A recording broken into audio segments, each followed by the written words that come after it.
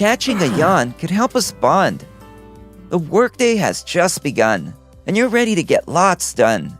You're sitting at your cubicle during your morning meeting when the guy next to you lets out a big, loud, obnoxious yawn. Before you know it, you're yawning yourself, but you're not even tired. That's a response yawn. There are various theories explaining why yawns are contagious. One of the leading ones being that response yawns demonstrate empathy. This explains why young children that haven't yet developed a sense of empathy, or those on the autism spectrum, are less likely to response yawn.